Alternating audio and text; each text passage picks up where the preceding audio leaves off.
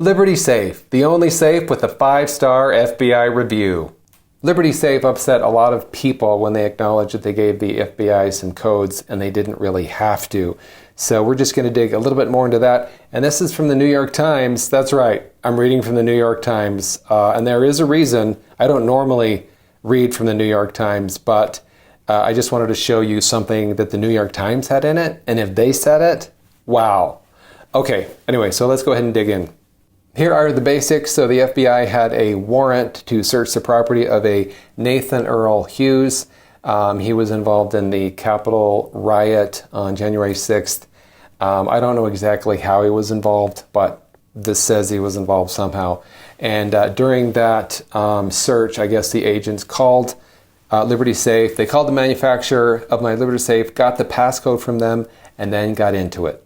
Liberty Safe did something that alienated its core customers and might destroy its business. I guess we know where the former director of marketing for Bud Light went. The backlash against Liberty Safe is really unwarranted. People buy Liberty Safes because they look like a safe, not because they actually act like a safe. They're basically looking for the equivalent of a sock drawer, only bigger and heavier. Many people pointed out that Apple had fought a federal court order to help the FBI unlock an iPhone that was used by one of the attackers in the shooting rampage that killed 14 people in San Bernardino, California in 2015. I didn't even say Bernardino. I don't know what I just said. Bernardino, that's not a word. I meant to say Bernardino, but it was in 2015.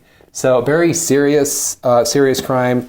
The FBI wanted to get access to this iPhone, and what happened was the iPhone was locked.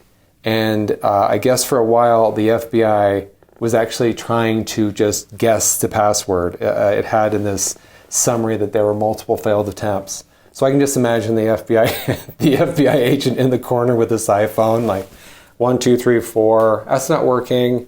0, 0, 0. No. Have you tried boobs? No, not yet. Types that in. That doesn't work either.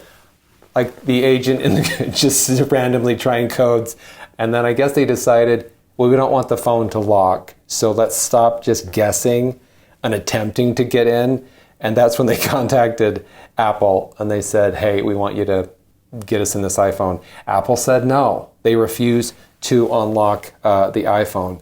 Then that is when the government went and actually the Department of Justice got a court order telling Apple that you guys have to assist the FBI. So that's how far it went with Apple. So an Apple, you would think, I mean, they're in California,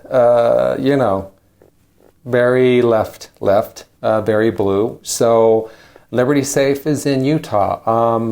I can't believe that Apple was standing up for someone's privacy and security rights more than Liberty Safe was. Apple, they have the pregnant man emoji, that Apple. Anyway, the ending of that Apple case, though, is interesting. The resolution was, I guess they found some unidentified third party that just hacked into the iPhone, so they didn't need Apple's help anymore. So it just kind of went away. So that's what happened with the Apple case. Now, when this first came out, I think the Hodge twins are the ones who kind of broke this and had it go viral.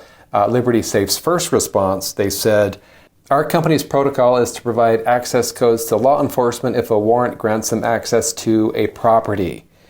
So I thought it was interesting that first response from Liberty Safe was just access to a property, because my immediate thought was, what property?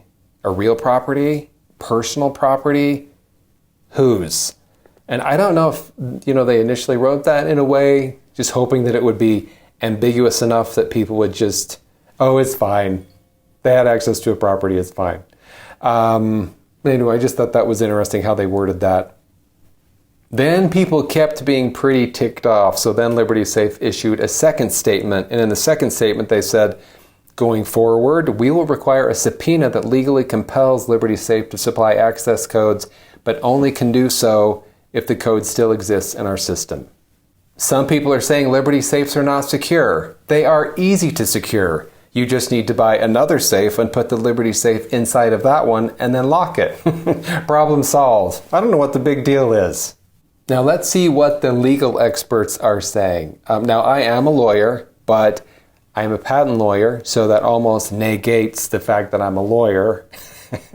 No, I still am one. But let's see what the New York Times, and I wanted to cite the New York Times because, you know, they are very, I mean, it's the new woke times, right? But even the New York Times said this.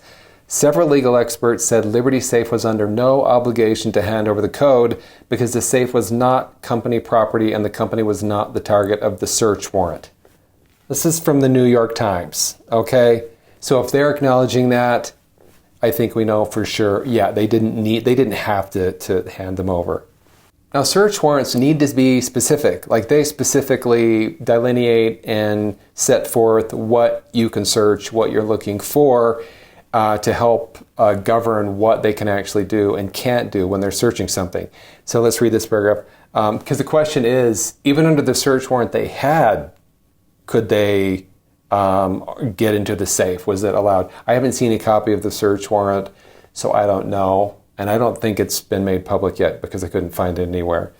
But reading this quote here, without the code, the FBI could still break into the safe, legal specialists say, as long as it had probable cause to believe items covered by the warrant, such as illegal guns or drugs, might be found inside. So the language to the warrant would be really relevant to whether they would be able to even get into the safe or not. All right, do I think that Liberty Safe did something wrong?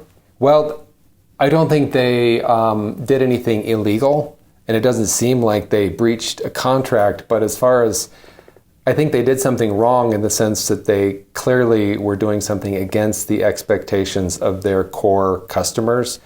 I know a lot of people who have Liberty Safes, and they are very, like, privacy and security is very important to them. That's why they bought the safe.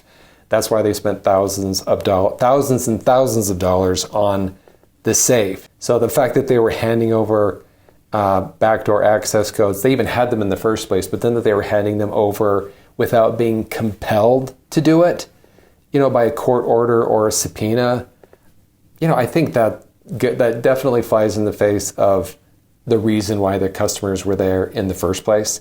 So we'll have to see if they effectively get the Bud Light treatment or if it's not as bad as the Bud Light treatment.